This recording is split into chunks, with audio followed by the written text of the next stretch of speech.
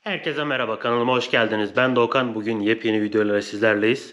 Video başlamadan kanalıma abone olmayı, video beğenmeyi unutmayın. Bu videomuzda traktörümüzün kalan işlerini yapıyoruz. Biliyorsunuz daha önceki serilerde traktörümüzü boyadık.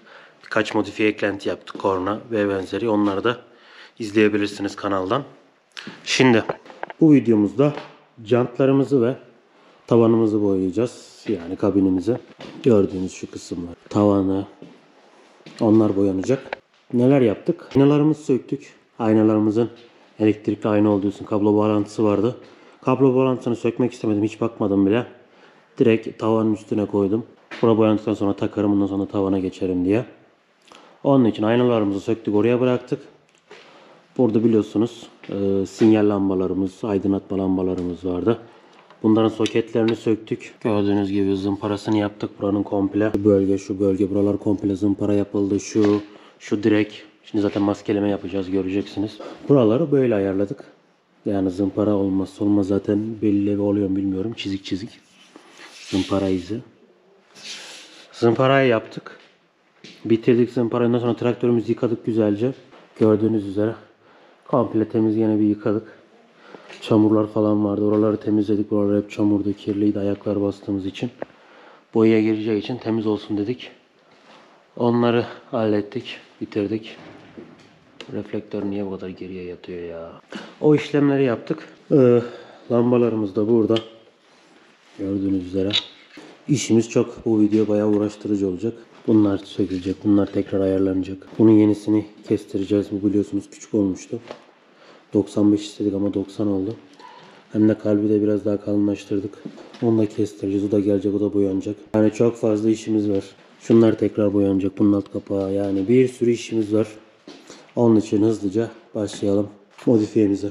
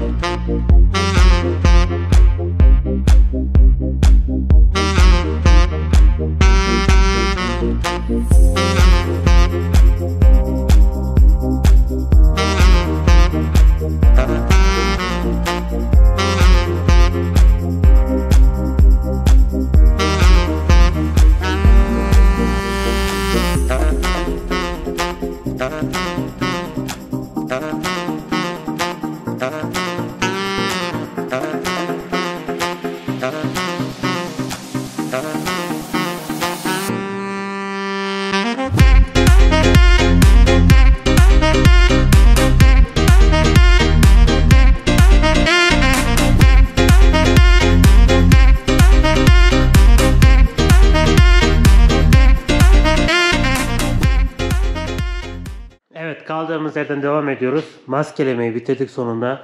Aşağı yukarı 3 saat sonunda maskelemenin sonuna geldik. Şöyle gördüğünüz gibi. Sadece boya yapacağım yakın yerlere. Şuralarla bir boya ile işlemimiz olmadığı için buraları yapmadım. Şu direk, şu kabinin altı, şu direk. Gördüğünüz gibi. İlk defa maskeleme yaptım. Sizce nasıl olmuş? Yorumlara bekliyorum. Yani böyle ucuz şeylerden kaçmayın. Şu naylon 30 TL. Bant 50 TL iki şey. Gördüğünüz gibi güzelce oldu. Önceden böyle yapmamız iyi oldu. Egzozu söksek iyi de egzoz da gövdeye kadarmış. Yani şuraların falan bayağı sökülmesi gerekiyor. Onun için hiç uğraşmadım. Boyarım ya, sıkıntı yok. Yapacağız. Gördüğünüz gibi maskelememiz bu şekil oldu. Jantları da motoru toparladıktan sonra şu an traktörü çalıştırsam naylon olduğu gibi rüzgar şey yapabilir. Onun için bu kabinin işi bittikten sonra kabin direkleri zor. Zaten tavanı falan sökeceğimiz için şu kabin direklerini falan halledersek geri kalan da kolay zaten. Şuralar komple boyamayacak. Oralara siyah folyo yaparım. Sadece bu görünen kısımları yaparsak iyi. Şuralar falan da gereği yok. Belki de basarım boyayı ya. Bir şey olmaz. Şu gördüğünüz şuraları yaparsak kafi bizim için. Ya da bakalım duruma göre. Ver boyaya gitsin. Ver yansın. Yani maskeleme de böyle. Sizlerin de aklınıza böyle bir fikir oluşsun. Camları komple kapatmaya gerek yok. Zaten buraları boyayacağım için. Boyanın havanın barını kısacağım. Yavaş yavaş güzelce sakince boyayacağım. Tabii camı komple kapatsak iyi olurdu da. Gazetem azdı, fazla almadım. Gereği yok yani, bence yeterli. Ön camı da biraz da üst tarafı araya sıkacağız. Maskeleme de bu şekil yapılıyor. Hani şu ön kaportaya belki yarısına kapatsak yeterli de. Naylon büyük olduğu için ben de buraları kapattım. Gayet güzel bir şey oldu. Maskeleme oldu. Yani boyacılık. Belki kaportayı boyamak bundan belki daha zahmetsizdir. İnanın ki. Maskeleme yapma olunca hem boyacılar daha yüksek fiyat veriyor, hem de işçilik daha da artıyor. Yani kolay değil. Burada basamaklarımız var. Şimdi güneşte biraz üşüdüm. Şunları zımparalayacağız. Bunlar da boyanacak. Bunları zımparaladıktan sonra yine soğuk ya, hasta olmayız umarım yine. Biliyorsunuz pembe yaparken hasta olmuştuk. Bu sefer de olmayız. Onlar zımpara yapacak. Bugün boya yapmayacağım. Şu an saatimiz 3. 3.30 gibi hayvanların içine gideceğim, biliyorsunuz. İneklerimiz falan var. Onların yemi falan derken. Bugün boya yapmayacağım. Bugün hazırlıklar yapalım. Yarın sabah kalkar boyamızı yaparız. O zaman ne diyoruz? Yarın görüşmek üzere.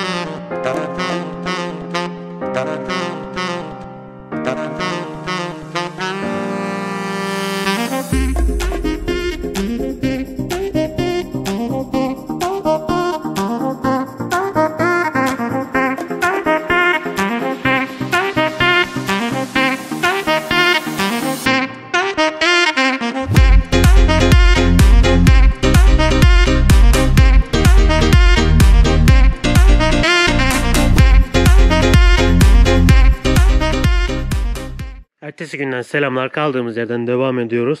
Parçalarımızın boyasını bitirdik. Bunları zaten izlediniz. İkinci katını da attım. Gördüğünüz gibi harika bir yüzey elde ettik. Egzozumuz da burada. Egzozu dün sökmeyeceğim demiştim ama tek bir civatayla sökebiliyorsunuz. Egzozu direkt çıkıyor. Onun için kolay olduğu için söktüm. Şurada gördüğünüz şu civatayı sökünce direkt çıkıyor. İyi ki çıkartmışız. Yoksa gerçekten bizi zorlayacaktı. Orayı boyamak. Egzozu söktüğüm halde bile zorlandım. Dar bir alan. Abi bitmiyor modifiye ya. 2 aydır traktöre uğraşıyoruz. Neydi ya o söz? Ahmet başlama mı? Neydi öyle bir replik vardı ya. Fantezi dünyası Ahmet. Bitirdik. Şu anda bu gördüğümüz direklerin boyasını bitirdik. Harika bir yüzey elde ettik yine. Biraz daha kuruması gerekiyor. Kurumuş da en ufak bir darbede falan şey olur direkt. Şu an çıkar, daha tam kurumamış. Şimdi buraları boyayacağız. Buraları sökmedim. Direkt üstüne boyayacağım. Abi sök nereye kadar? Şimdi bunları ince bir zımpara yapacağız. Ön çamurluklara kalın zımpara yaptık. Çizdi maalesef. Öyle oldu da neyse, onlara sonra bir şey yaparız. Tavanı da boyasak aslında bundan sonra boyayacağımız için tam net ortaya çıkardı. Şu an sadece direkleri boyadık ama yine de güzel oldu. Şu an çok güzel duruyor yani. Kabin komple siyah olacak. Gayet şık olacağını düşünüyorum açıkçası. Göreceğiz hep beraber. Şu an tabii bir şeye benzemiyor da hep beraber bakıp göreceğiz. Şurayı da boyadım. Parlak siyah. İnce bir zımpara attım dediğim gibi. Şurayı da boyadık. Mattı. Matlığı götürdük. Şuranın boyası ufak tefek çizilmişti. Burayı da boyadım. Şuraları da boyadım. Şurada ufak bir paslanma olmuştu. Boya kendine atmış, fabrika boyası. Onu boyadık. Şurayı boyadık. Yine şu direğe işte yani gri gözüken yerlerin birçoğunu boyadık. Şu direkler kaldı kabinin. Onlar da parlak kaplama şey alırım, reklam folyası onları çekerim. Ya zaten kapattığı zaman gözükmüyor açıkçası. Aman da değil yani. Buraları boyadık güzelce, hiçbir yere şey yapmadan. Zaten eğer şuralara falan bir boya sıçrarsa tinerli bezle silebilirsiniz. Direkt söküyor zaten. Şöyle görüyorsunuz, ayna gibi oldu. Aynı piyano bilek ya. Harika oldu. Da zımparamız bir tık kalınmış, mavi zımpara. Bir tık daha incesi olması gerekiyormuş açıkçası. Bu şekil boyamıza devam ediyoruz. Şimdi kapatıyorum. Ne zaman açarım? Jantları sökmeye zaman mı? Montaj mı? Montajda zaten gerek yok ya. Biliyorsunuz, öğrendik artık. Sökerken de zaten gösterdim birkaç kısmını. Jantları falan sökerken tekrar açarım. Ertesi günden selamlar. Kaldığımız yerden yine devam ediyoruz. Traktörümüzün boyasını aşağı yukarı bitirdik. Boyanacak yerleri kabinde. Aynalarını taktım. Lambalarını taktım. Basamakları taktım. Ayağımla basıyorum kirlenmemesi için. Kapattım, şimdi gözükmüyor. Bir yandan söküyoruz, bir yandan topluyoruz. Fazla garajda dağınıklık olmaması için, parçalar karışmaması için, kaybolmaması için. Egzozumuzu da taktık. Gördüğünüz gibi buranın ne kadar harika olduğunu görüyorsunuz. Mükemmel oldu. Aynaları da boyayacağız. Ama şimdi boyamayacağız. Yarın boyayacağız. Şimdi ne yapıyoruz? Şu tinerimizi kapatalım da uçmasın. Bir telefona bakmam gerekiyor. Kusura bakmayın. Ne yapıyoruz? Dediğim gibi jantları boyayacağız. Şu an zımpara yapıyoruz. Jant boyama konusunda çok arkadaş soru soruyor. Jant nasıl boyanır? Ne yapmamız gerekiyor?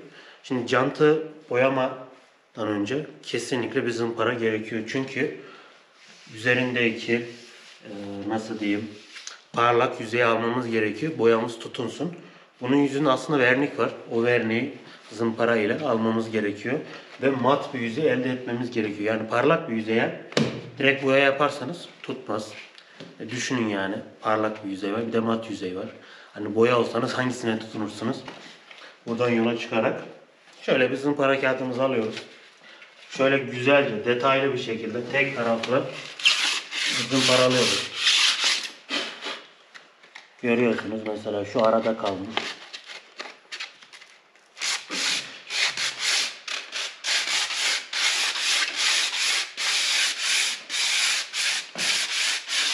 Şöyle güzelce zımparalıyoruz.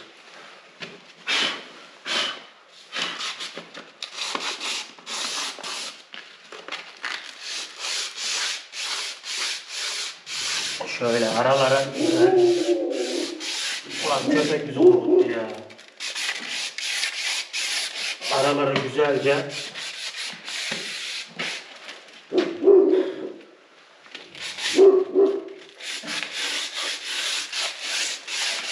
zımparamızı yapıyoruz. Yani bunu yaptıktan sonra kolay aslında. Sadece bu işlem zor, zımpara işlemi. Ondan sonra güzelce, özellikle de şu kenarlara daha güzel zımpara yapın. Çünkü buralar en önemli yer. Toprakla temas ettiği yer, lastiğin birleşim yeri. Şimdi lastik sökme konusunda da isterseniz sökebilirsiniz. Ben de sökerdim de biraz fazla zahmetli. Ön tekerleri zaten sökeceğim. Göbeği boyamak için iç tarafını. Arka tekerlerin içini boyamayacağım. Çünkü gözükmüyor. Zaten arkada bir çamurluk projemiz var ilerleyen zamanlarda. Hiç gözükmeyecek. Onun için arka tekerin iç jantlarını boyamayacağım. Ön tekerin iç ve dışlarını boyayacağım. Onun için sökmem gerekiyor. Hem de daha kolay boyamak için. Burada gördüğünüz gibi ağırlığı falan üstüne boyayacağız. Sadece bir tane ağırlıkları çıkarttım. Onları boyadım. Buraya biliyorsunuz pembe traktör yapım aşamasında göstermiştim. Buraya şeyleri takmak, pembe kartları takmak için buraya bir demir yapmıştık. Onu da boyamak için bir tanesini söktüm. Bunları da buradan boyayacağız zaten. Bunları da zımparalayacağız.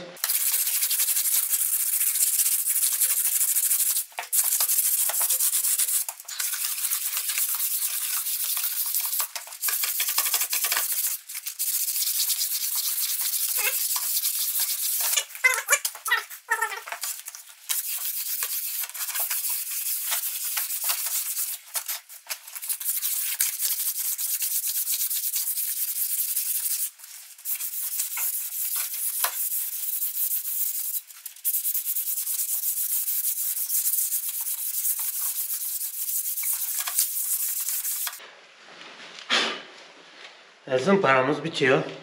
Bu kadar. Şu ağırlığı da biraz zımparalayacağım. En sonunda üfüttüreceğim.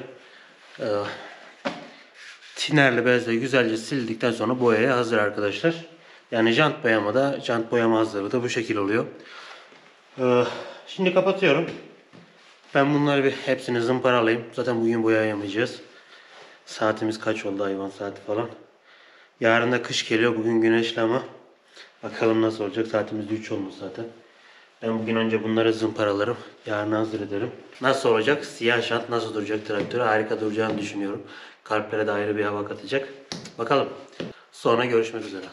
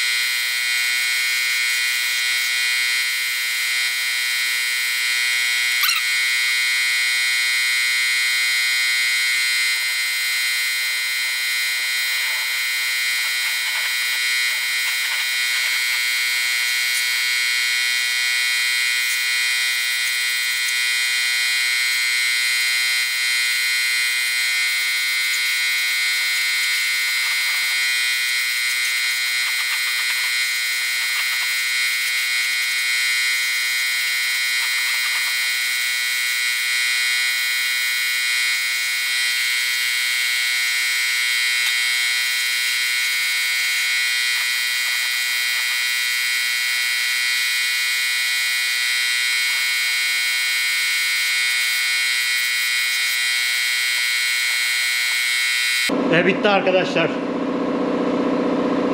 Sizce nasıl? Yorumlara bekliyorum siyah çap. İç kısımlar biraz zor bayadı. Buraya ikinci katta. Buna bir kat daha atacağız. Bu biraz kurusun.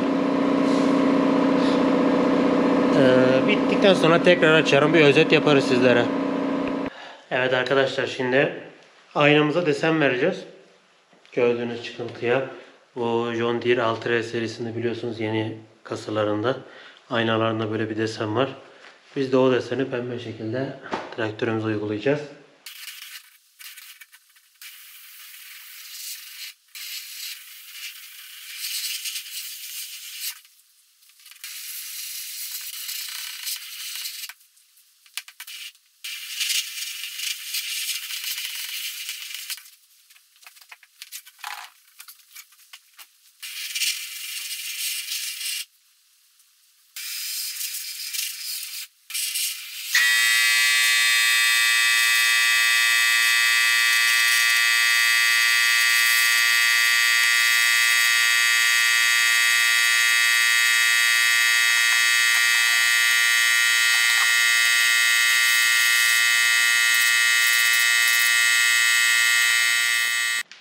Evet arkadaşlar, ertesi günden selamlar. Yine kaldığımız yerden devam ediyoruz. Traktörümüzün boya, birçok aksamının sonuna geldik. Sadece bir tavanımız kaldı. Onu da zaten ilerleyen zamanlarda yeni tavan gelecek. Bunu sarnuf kırık. Tavanda ufak bir çatlak vardı. Kaskodan değiştiriyoruz. Onun için yeni tavan geleceği için boyamadım. Onu bekleyeceğiz. Bundan sonraki bir işlem yok kaldı. Başka şöyle zaten görüyorsunuz. Dilerseniz ben kutu açılımı yapayım traktör için. Hayvanlara gazeteleri biraz sökeyim. Ondan sonra bittikten sonra tekrar neler yaptık falan bir özet yaparım sizlere. Dilerseniz başlıyorum.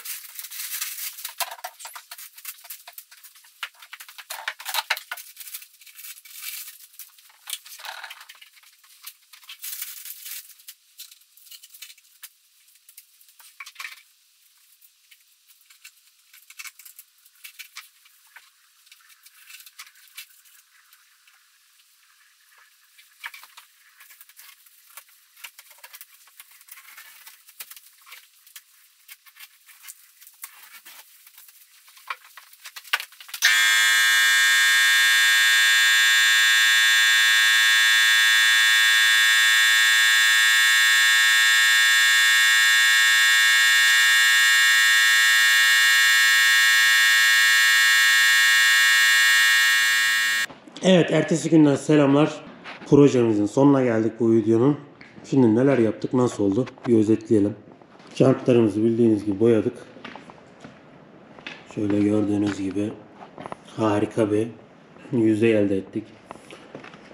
Yani jantlar parıl parıl. Geleceğim gibi adeta. Görüyorsunuz piyano bilek. Yansımam gözüküyor.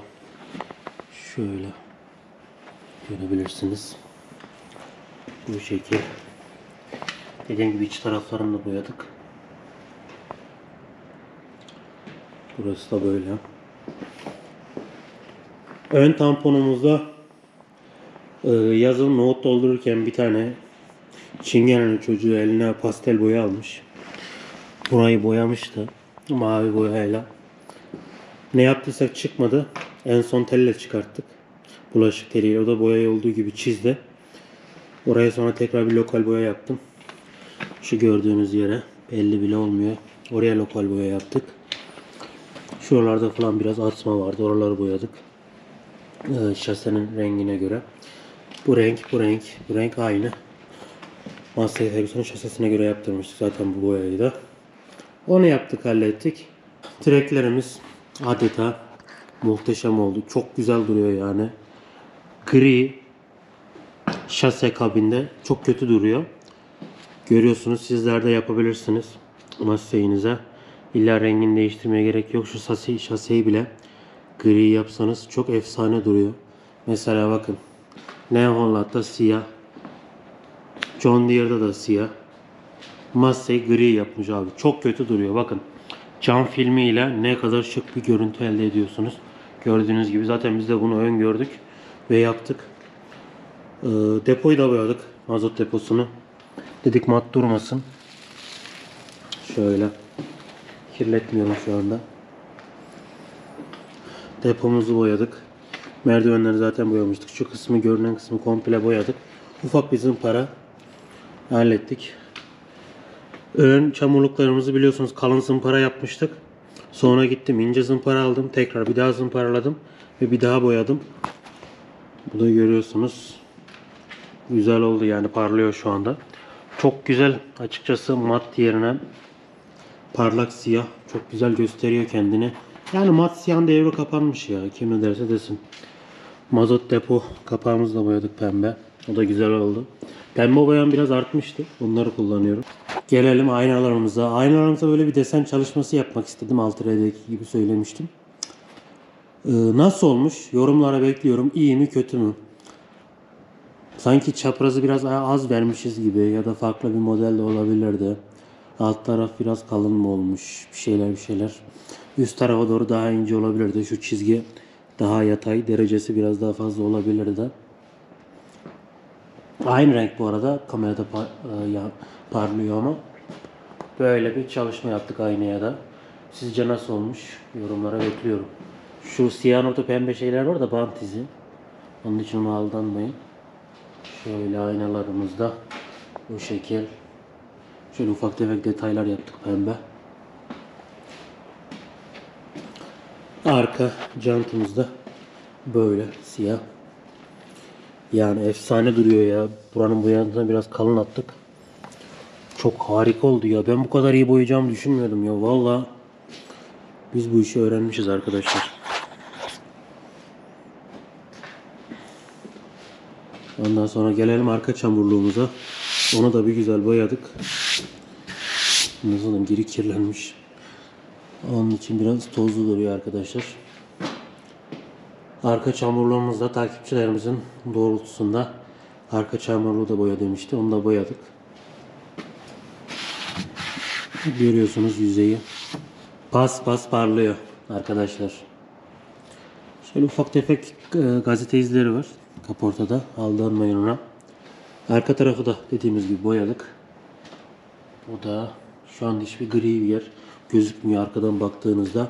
Çok detaylı bakarsanız şu alttaki şase grisi var. Bu zaten gözükmüyor. Burayı da böyle boyadık.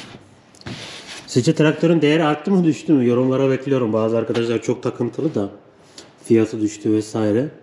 Ya bunların hepsi aslında bir algı. Yani babadan, dededen gördükleri şeyi söylüyorlar. Bu malın şu anda niye değeri düşsün ki? Tam tersine değer arttı. Gördüğünüz gibi. Çok güzel oldu yani. Şöyle olabilir, örnek veriyorum. Boyalı traktörlerden kasıtlar, yani bu traktör niye boyanır?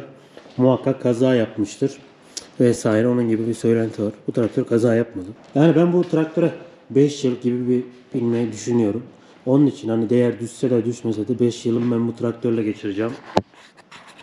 Yani değere düşecek diye ben 5 yıl niye istediğim bir şey yapmadan traktöre bineyim ki? Yaptık 5 yıl keyif alarak bineceğim. 5 yılın sonunda da 50.000 TL, hadi boyası var diye 50.000 TL düşsün ya da 100.000 TL, çok mu önemli yani? Arkadaşlar bu gibi şeylere takılmayalım lütfen. Gelelim sol tarafa, egzoz tarafına. Burayı da zaten söylemiştim, boyadık. Buraya ufak bir pembe detay.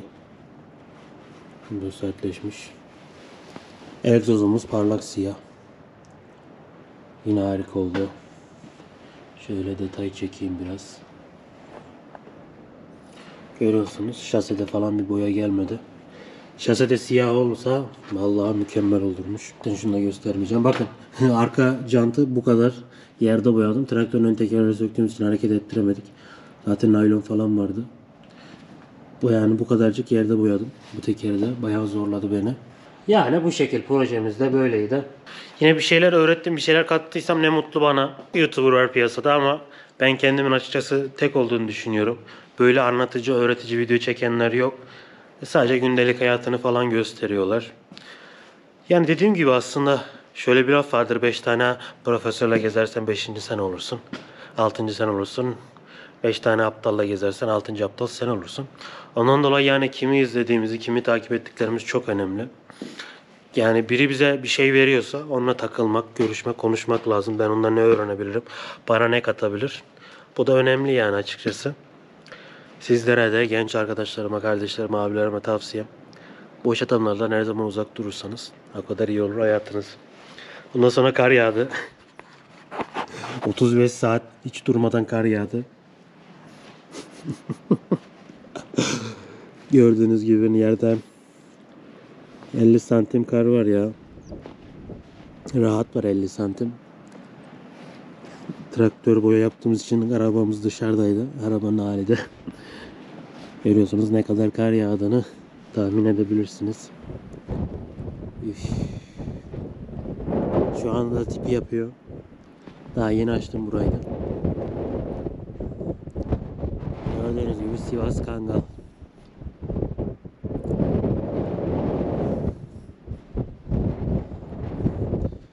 Bir Erzurum, Ardahan kadar olamasak da bizim de karımız kışımız eksik olmuyor. Buranın rakımı 1500. Hani şu an hiçbir yerde kar yoktu, örnek veriyorum. Ama yine burada vardı. Sivas'ın en yüksek yerlerinden biri, yağ donduran aynı rakımda. Onun için biraz kar eksik olmuyor buranın. Tabi yine de daha da böyle karlı olan köyler var illaki. Bura Malatya sınırına yakın olduğu için Malatya sınırına en yakın, en soğuk yer burası, bizim köy. Görüyorsunuz.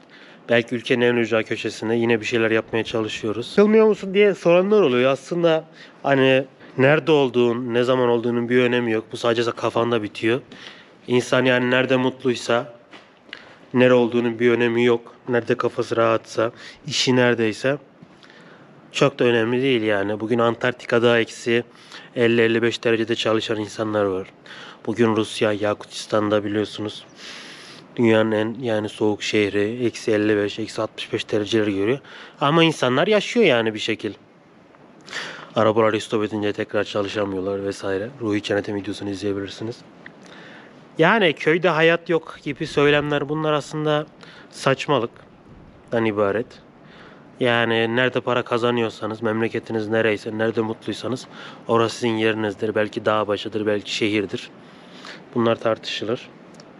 Bu videonun da dediğim gibi sonuna geldik. Tavanımız kaldı. Tavanla dediğim gibi garantiden yenisi gelecek. Tavanımız kırık. Sunroof'u garajın tepesine takmıştık. Onun için sunroof kapağımız geldi. İşte tavanla gelecek. Tavan sunroof'un tuttuğu yerde ufak çatlak vardı. Bayiye dedim değiştirelim dedi. Sıkıntı yok dedi. Tavan kapağını değiştirecekler. Çıkma tavan kapağı lazım olursa mesaj atabilirsiniz. Tertemiz. 57, 12'ler, 13'lerde olur diye düşünüyorum. Başka diyeceğimiz bir şey, boyayı söyleyeyim. Aldığım boyayı. Bu önemli. Piyasada bulabileceğiniz en yaygın, en kaliteli boya Duxone. Alman malı. Eğer sizde böyle boya düşünceniz olursa kesinlikle bu boyadan alın. Duxone. Bu arabaları falan bununla boyuyorlar.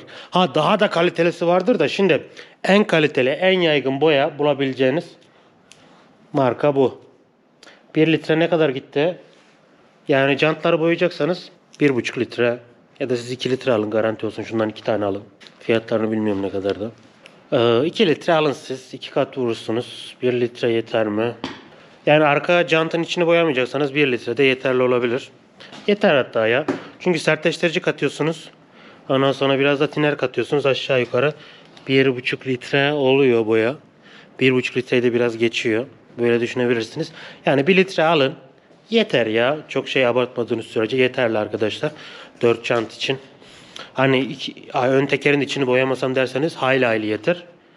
Arka jantın içini boyamazsanız 1,5 litre kafi olur. Yani 1 litre boya alayın. Zaten sertleştirici, az bir şey de tiner. 1,5 litreye geliyor. Böyle. Kanalıma abone olmayı, videoyu beğenmeyi unutmayın. Başka videoda görüşmek üzere. Hoşça kalın. Kendinize iyi bakın.